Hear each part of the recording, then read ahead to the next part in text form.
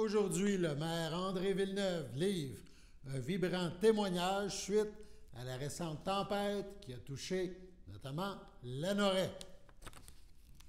Bonjour à tous, bienvenue à votre bulletin d'information sur les ondes de CTRB, votre télévision locale et régionale, aujourd'hui le 18 juillet. Lors d'une assemblée extraordinaire du conseil municipal tenue hier soir à Lanoraie, le maire André Villeneuve y est allé d'une mise au point suite aux violents orages de jeudi soir dernier, une espèce de bilan où il a surtout rendu hommage aux citoyens, aux gens d'Hydro-Québec et au personnel de la municipalité. Rappelons que Lanoraie a été particulièrement touché par ces violents orages qui ont secoué notre région. On regarde et on écoute un extrait de cette séance spéciale des élus tenue hier soir.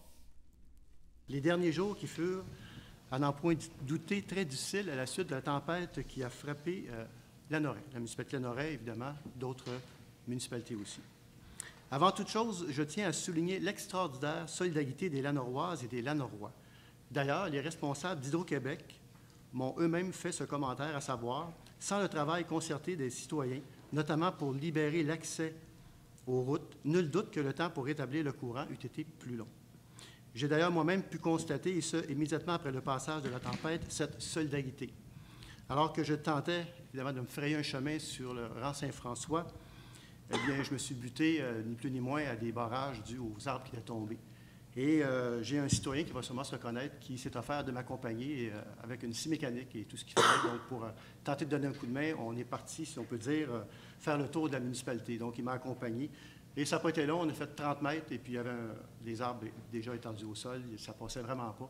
Et les citoyens sont sortis de leur maison avec le 4 roues, le camion, des câbles, des treuils, et ils ont libéré le passage durant Saint-François. Je peux vous dire, ça fut assez extraordinaire à voir. Ils ont fait vraiment un travail colossal et je présume que dans tous les autres secteurs, cette situation-là a dû se produire. Les gens ont fait de même. Ils ont déblayé eux-mêmes les débris qui jonchaient la route et qui empêchaient la circulation automobile. C'est donc armé d'une scie mécanique, si je peux dire comme ça, qu'on a débuté la tournée de la municipalité. Je veux dire, rappelez-vous, on entendait déjà à la radio à l'époque ou à la télévision, la fierté à une ville, Montréal. Eh bien, je peux vous dire que Lanoraie, c'est vraiment la fierté et la solidarité que les gens ont témoigné durant ces 4 jours. On est rendu au 5e jour, qu'ils ont vraiment été très solidaires les uns les autres, de l'entraide vraiment assez incroyable. Pour revenir au personnel d'Hydro-Québec, ils ont aussi souligné que la collaboration du personnel de la municipalité, parce qu'ils nous ont demandé à ce qu'on lui donne un coup de main. Ils ont demandé donc à la direction ici si les membres du personnel sur le terrain pouvaient donner un coup de main à Hydro-Québec. Évidemment, la réponse, ça a été oui. Alors, que ce soit le personnel de la municipalité, que ce soit l'administration et les gens sur le terrain, eh bien, cette collaboration a été un facteur déterminant dans la sécurisation des routes et, comme je précisais précédemment, dans la rapidité du rétablissement du courant. On dit rapidité, je comprends que c'est relatif.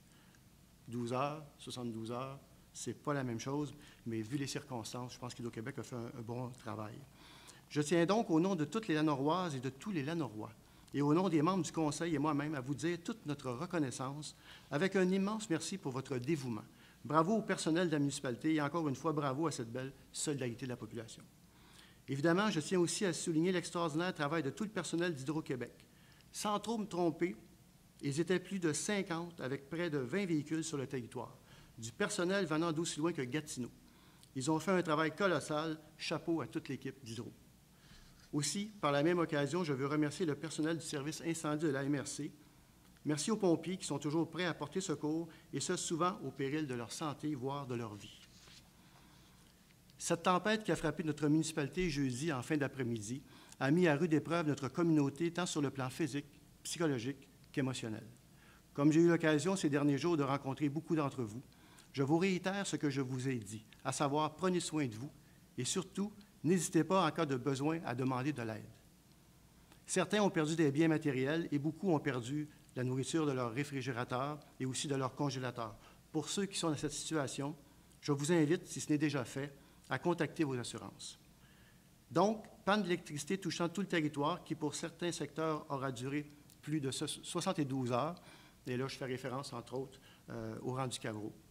D'autres, isolés, n'ont toujours pas d'électricité, mais c'est des cas vraiment isolés, il faut raccorder aux maisons. Ça devrait se faire assez rapidement.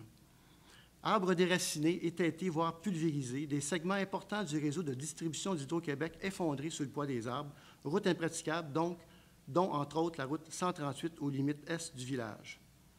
Cette tempête, qui, par miracle, n'a fait aucune victime et à ce que je sache, aucun blessé, est peut-être un prélude à une météo de plus en plus instable et laisse croire à de possibles épisodes du même genre dans le futur.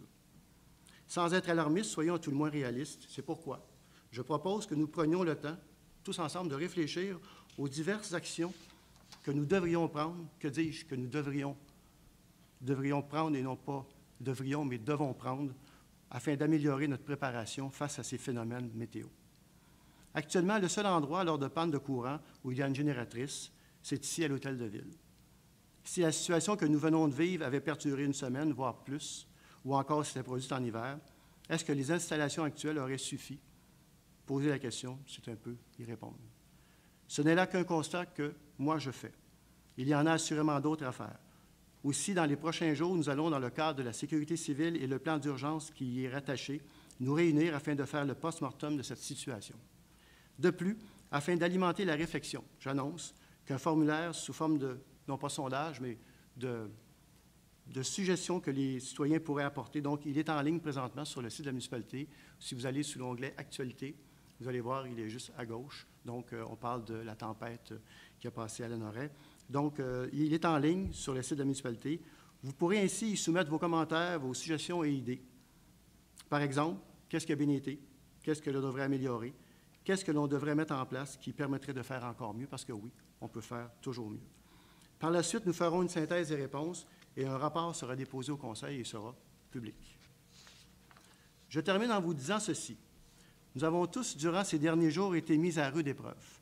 Et nous devrons, dans les prochains jours, voire semaines, continuer cette corvée de nettoyage et assurément, nous y arriverons. Maintenant, il me vient cette réflexion. Quand je regarde l'état de désolation et de destruction de certains boisés et les centaines d'arbres, parfois plus que centenaires, qui ont été terrassés, je ne puis, comme vous, qu'être attristé. Mais si les arbres que l'on pointe du doigt, puisqu'ayant endommagé le réseau de transport électrique, nous privant par la même occasion d'électricité pendant plus de 72 heures, avaient au contraire contribué, dans plusieurs cas, à faire office de bouclier et d'ainsi protéger nos maisons et nos bâtiments. Car lorsque l'on regarde les dommages causés aux maisons et bâtiments versus l'état de destruction désolante de la forêt, des arbres, on constate qu'il n'y a pas d'adéquation. La destruction au niveau de la forêt est vraiment incomparable par rapport aux dommages que les maisons, nos bâtiments ont subis. Donc, elles ont été, nos maisons et bâtiments, somme toute, assez épargnés. J'ai échangé avec certains experts dans le domaine de la météo. Et bien qu'il soit trop tôt pour tirer des conclusions définitives, il semblerait à première vue que les boisés aient empêché ce phénomène météorologique. Je ne sais pas comment le nommer encore. On verra dans les prochains jours. Peut-être que nous aurons une réponse à cette question. Donc, il semblerait à première vue que les boisés aient empêché ce phénomène météorologique de toucher le sol. Ce faisant, les maisons auraient été moins exposées au fort vent.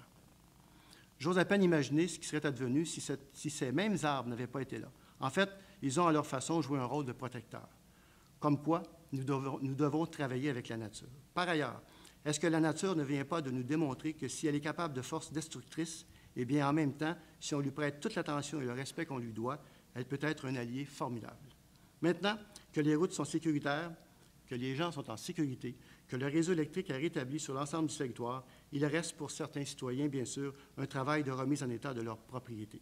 D'ailleurs, à ce sujet, vous trouverez sur la page Facebook de la municipalité des informations concernant, entre autres, le ramassage de branches. Je vous invite donc à consulter cette page et à consulter le site de la municipalité régulièrement parce qu'il y aura probablement d'autres annonces qui seront faites dans les jours et les semaines qui vont suivre. On va s'adapter à la situation. Je termine, et là, c'est vrai, je termine vraiment ce coup-ci. Cet après-midi, j'ai eu un coup de téléphone d'un citoyen. Et pour ne pas, en fait, c'est deux citoyens. Pour ne pas les nommer, c'est M. André Perret et c'est M. Vincent Brouillette, qui m'ont appelé parce qu'il y avait un arbre, mais tout un arbre, un pin à deux têtes, qui devait faire 1 mètre à la souche et 30 mètres de haut, qui était vraiment, vraiment très instable et il menaçait de tomber dans le rang Saint-François. Donc, on n'a fait ni un ni deux. On a appelé les pompiers Hydro-Québec. Ils sont là présentement, sûrement en train de le débiter pour éviter qu'à nouveau, il n'y ait pas de bris d'électricité, mais surtout pour éviter que les gens soient blessés par la chute de cet arbre-là. Alors, je veux les féliciter, puis je le dis et je le répète, en cas d'urgence, c'est 911. Vous pouvez appeler à la municipalité aussi. Il y a un système répondeur où vous allez diriger vers quelqu'un qui va vous répondre. Et dans tous les cas, si vous considérez qu'il y a un danger, vous avez besoin d'aide, vous avez mon cellulaire, je le dis, il est public. Je vais le redire ici maintenant, c'est 450-494-1606. N'hésitez pas. Et c'est comme ça aujourd'hui que M. Brouillette et M. Perret m'ont rejoint directement sur mon cellulaire. Alors, je veux saluer ce qu'ils ont fait parce que c'est vraiment de la vigilance de leur part. Et vous savez, les citoyens, ce sont nos yeux, nos oreilles. C'est vous qui nous permettez justement d'intervenir quand c'est nécessaire de le faire. Alors, bravo. Bravo à tout le monde, bravo pour cette belle solidarité. Et comme on dit, on se crache dans les mains, puis on continue. Voilà, je vous remercie.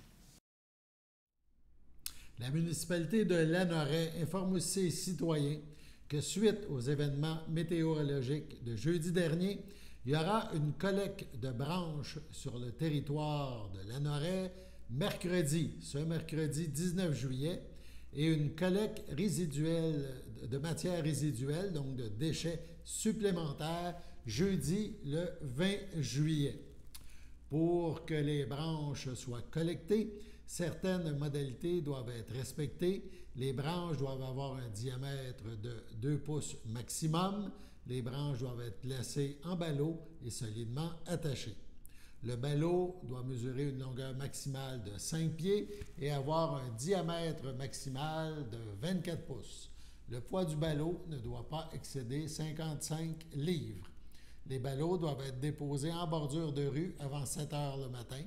Les branches non attachées, en vrac trop longues ou ayant un diamètre de plus de 2 pouces ne seront pas collectées. D'autres interventions sont à venir concernant la gestion des branches et résidus verts et autres matières résiduelles. Les informations suivront dans les plus brefs délais sur la page web de la municipalité ainsi que sur sa page Facebook. Concernant le brûlage et les feux extérieurs, le service incendie de la MRC de Dautrey vous rappelle qu'un permis doit être délivré avant de pouvoir faire un feu à ciel ouvert. Vous devez téléphoner 24 heures à l'avance selon les heures d'ouverture afin que le service sécurité incendie puisse aller faire certaines vérifications. Si tout est conforme, c'est-à-dire que si les exigences du règlement 248 de la MRC de Dautrey sont respectées, un permis vous sera alors délivré. Pour les citoyens qui souhaitent brûler des branches dans leur foyer extérieur, voici les critères pour un feu sécuritaire. Le foyer ne doit pas être installé en cour avant du bâtiment. Il doit être situé à une distance minimale d'1 mètre des limites de la propriété. Il doit être situé à une distance minimale de 4 mètres de toute construction, haies, arbustes ou boisés. Le foyer ne peut se trouver sous un arbre ou dans une autre végétation, ou toute autre végétation, Le foyer extérieur doit être solide, être fermé sur toutes ses faces, soit par des matériaux non combustibles ou par un pare-étincelle dont les ouvertures sont d'au plus 1 à 2 cm. Il doit être conçu afin d'éviter l'émission d'escabrilles et d'étincelles. Pour tous les détails, c'est possible d'aller sur le site de la MRC. Pour toutes les informations concernant les collectes à venir et autres renseignements, vous pouvez appeler les citoyens de Lanoraie au 450-887-1100, le poste 3000.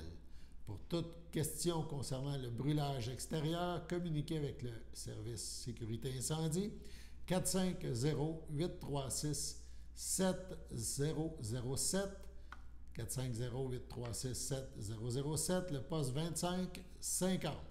Sur ce, allons à la pause.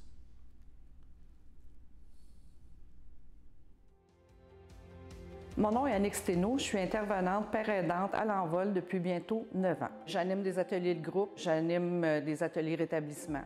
j'anime les activités aussi. On offre des activités de conditionnement physique, de marche, du bingo, des jeux de société, des cafés-causeries, des ateliers rétablissement, des formations avec des conférenciers. Les activités sont choisies par et pour les membres. Il y a une réunion qui se fait à chaque mois. Les membres s'assoient entre eux puis ils décident quel type d'activité est-ce qu'ils veulent avoir à l'horaire. Le calendrier est fait aux 2 mois, il est flexible, donc une nouvelle personne qui se joint à la ressource peut contribuer à mettre une des activités qu'il aimerait faire. Contactez-nous pour plus d'informations.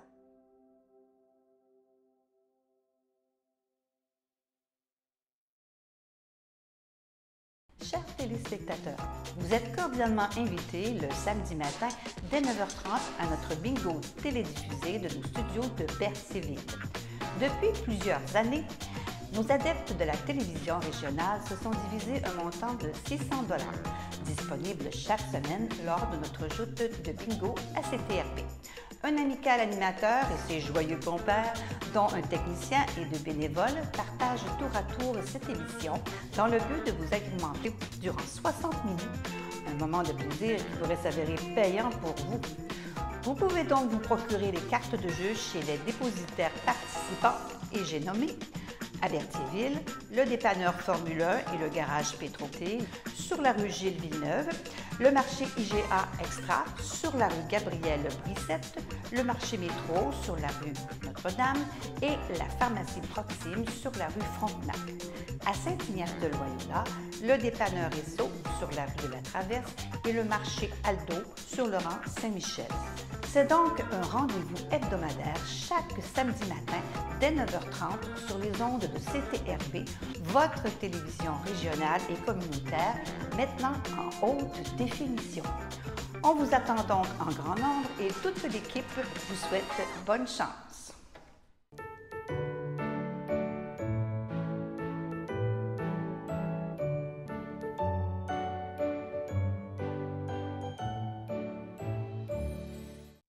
En ce 18 juillet, voici les anniversaires.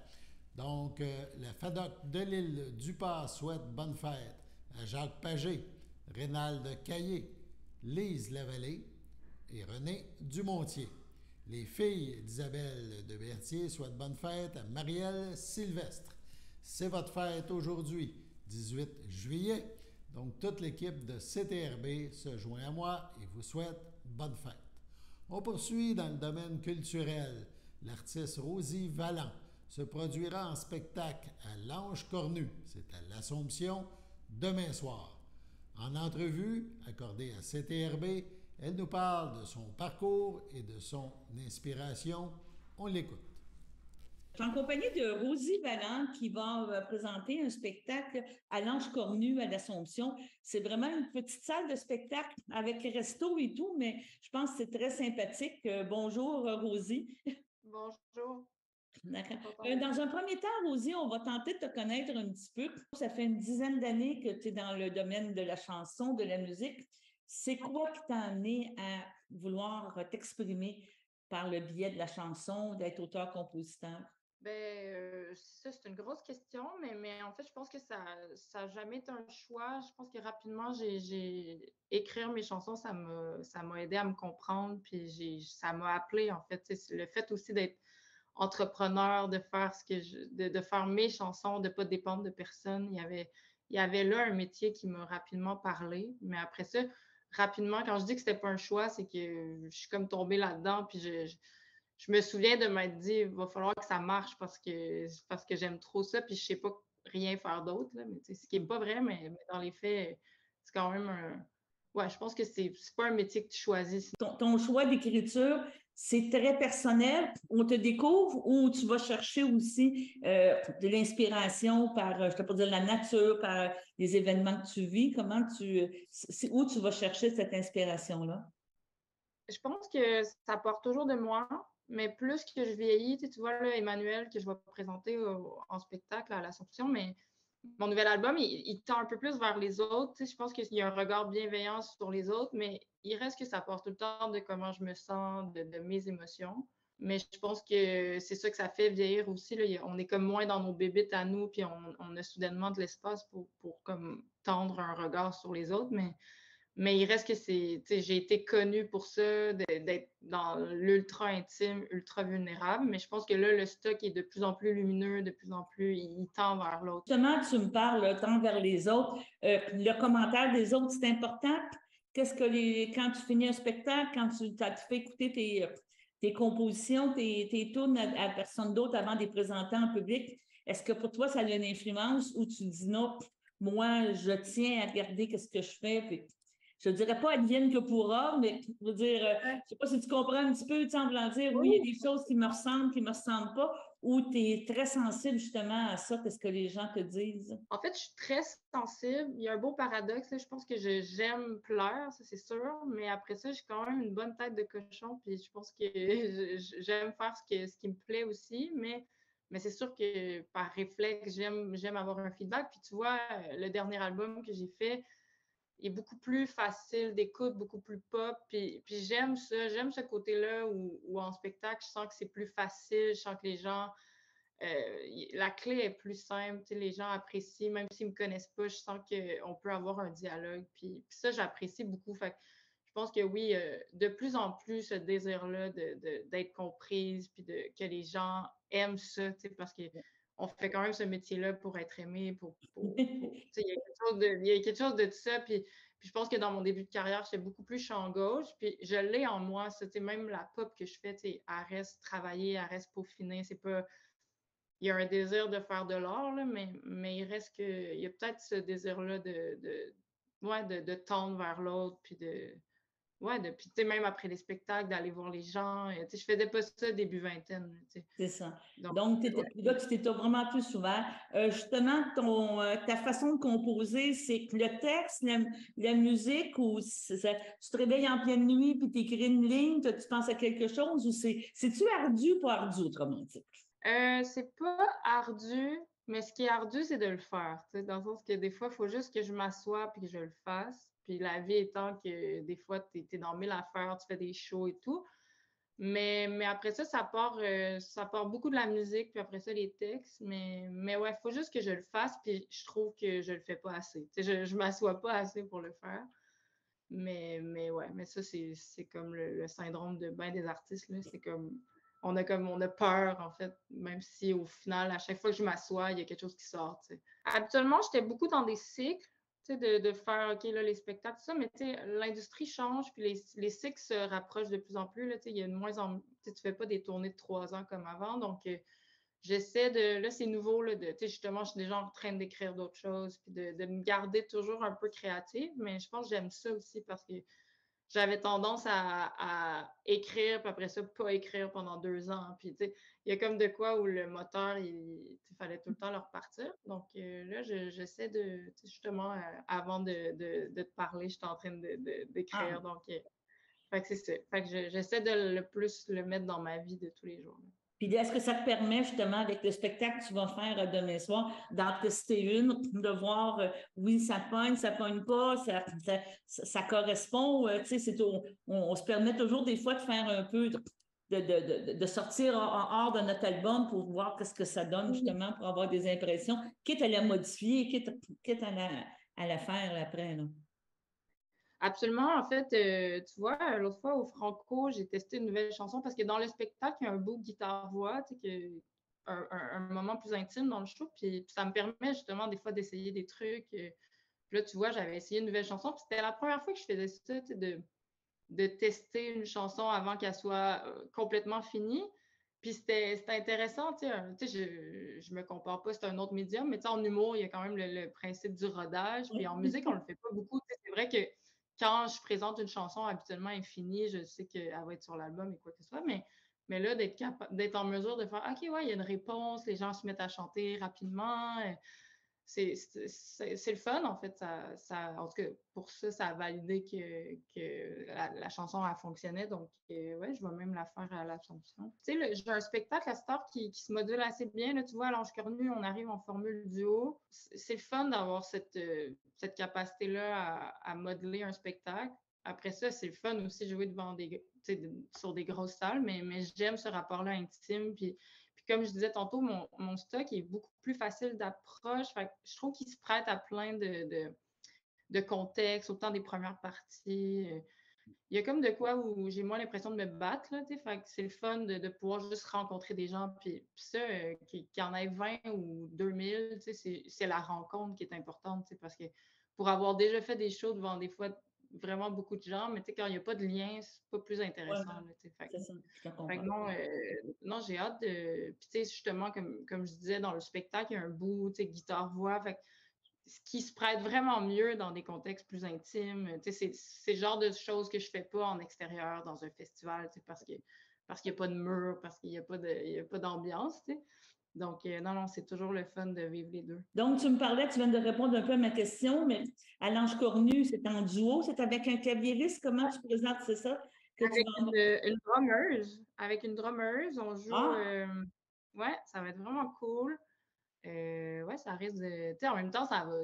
Même si c'est intime, j'ai envie que. Tu sais, l'album est super dansant, il est super joyeux, donc on va venir présenter ça. Mais c'est le fun aussi en duo. J'aime beaucoup jouer avec Marianne, qui est une bonne amie. Donc, je pense que les gens ils ont aussi accès à notre complicité, puis à juste le fait qu'on a du fun ensemble. Puis ça s'y prête bien. Il y a comme de quoi où les gens ils font partie de notre complicité. Puis, Mais j'allais dire, c'est pas une corvée, là. Ça va être c'est un plaisir partagé. Tu veux partager avec le public et tout, c'est bien ça? Ouais, exact. Et en terminant, c'est quoi la suite pour toi? Là? On parle de. Tu as fait les Franco, on parle de l'Ange Cornu. Tu te promènes à travers le Québec jusqu'à la fin de l'été, c'est bien ça? J'ai une couple de spectacles cet été, c'est le fun. Tu vois, vendredi, on est au Festif à Baie-Saint-Paul. Fait que ouais, on se promène. Je profite de l'été. Comme je disais, je vais composer, je vais faire des chansons, essayer de revenir le plus rapidement avec du nouveau stock, mais juste de profiter de l'été puis de faire des shows, c'est cool. C'est ça, tu me parles de nouveau stock. Tu prévois quoi? Un nouvel album? Une nouvelle présentation pour l'automne ou tu n'as aucune date pour présentement? Aucune date, c'est vraiment rien. Je suis vraiment juste en train de vérifier ce qui sort. Là. Je suis comme un peu. Fait que c'est vraiment ça en ce moment. Je veux juste composer puis voir ce qui sort de moi. Puis après ça, je verrai. Mais c'est sûr que le plus rapidement, j'aimerais ça revenir avec de quoi. Là. Bon, mais je te remercie beaucoup, puis on va t'écouter. On va inviter des gens à venir te voir à l'Ange Cornu demain soir.